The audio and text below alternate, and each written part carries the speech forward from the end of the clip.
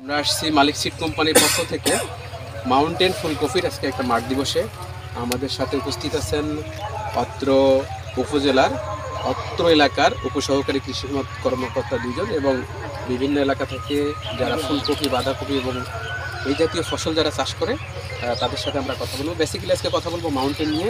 আজকের এই মাউন্টেন যার সাথে ভাই আপনি একটু আপনার সাথে পরিচয় পান। শফিক, আমার নাম মোহাম্মদ ফরিদ। আপনার তো মাঠ, হ্যাঁ, আপনি কতটুকু জমি করছেন এবং এর কি পজিটিভ দিক পেয়েছে, মানে কি কি ভালো লাগছে আপনার কাছে? এই মাঠে তো আরো অন্যান্য কপি আছে। এটার নাম হচ্ছে হোয়াইট মাউন্টেন। তো মাউন্টেন না, এটার নাম হচ্ছে হোয়াইট মাউন্টেন। আচ্ছা, এটা এয়ার মালিক সিডের কোম্পানির। এয়ার মালিক সিডের কোম্পানির তো অনেক মাল আছে, কিন্তু হোয়াইট মাউন্টেন অনেক ভালো। কি কি ভালো লাগছে আপনার কাছে? এটার মধ্যে একটা আমাদের দেশে অনেকে বলে যে এক ডালে দুই পাখি। আচ্ছা, আপনি এরভাবে বলতে পারেন আলো বলে তিন মাজা, সাম গুস্ত আর বিসি।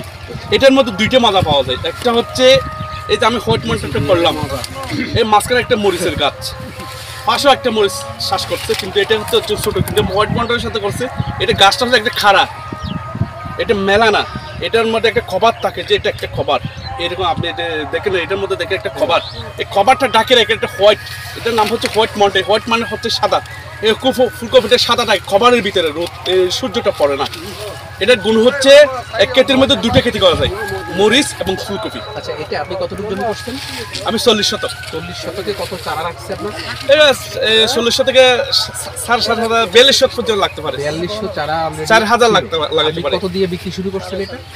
মানে বিক্রি বাজারে যে বিক্রি করতেছেন, এখন তো বিক্রি করতেছেন 35-40 টাকা কেজি। 35-40 টাকা পার কেজি। কতটুকু বিক্রি করছেন, কত পিস? এই প্রায় হবে 1000 পিসের মতো হবে। আচ্ছা, তাহলে আপনি আমাদের সমগ্র সারা বাংলাদেশে যে ফুলকপি চাষি যারা আছে তাদের উদ্দেশ্যে কিছু বলবেন এয়ার মালিক্সের এই হোয়াইট মাউন্টেন? অবশ্যই বলবো, কেন বালাটা কেন বলবো না। দেখেন হোয়াইট মাউন্টেন হচ্ছে এটা দুইটি চাষ করা যায়, একটা হচ্ছে মরিচ, একটা ফুলকপি। আর যদি ফুলকপির ভিতরে মরিচটা কিন্তু খুব সুন্দর থাকে, কারণ এই গাছটা হচ্ছে খাড়া গাছ। এটা অনেক মেলা থাকলে এটা অনেক, আমরা অন্য কোম্পানিতে যদি ফুলকপিটা লাগাই, মরিচ গাছটারে ডাকাই দিলে মরিচ গাছটা হবে না, কিন্তু এটা ফুলকপিটা মরিচকে সুন্দর রাখে। আমি যদি আপনার সাথে অ্যাড করি, এই হোয়াইট মাউন্টেন ফুলকপি এয়ার মালিক্সের, এটা চাষ করলে এর সাথে সাথী ফসল হিসেবে আপনি মরিচ করতে পারেন। আপনার সাজেশন সারা বাংলাদেশের কৃষকের উদ্দেশ্যে এটা তো? ওকে, ধন্যবাদ। আমি কথা বলবো আমাদের আজকের এই মাঠের অভিজ্ঞতা নিয়ে একটু কথা বলবো অত্র এলাকার কৃষি উপসহকারী কৃষি কর্মকর্তা ভাইয়ের সাথে। ভাই, একটু বলবেন ধন্যবাদ। আজকে কি দেখতেছেন এবং কেমন লাগতেছে আপনার কাছে? আপনার এলাকার কৃষকের উদ্দেশ্যে আপনি কি বলবেন? ধন্যবাদ আপনাকে।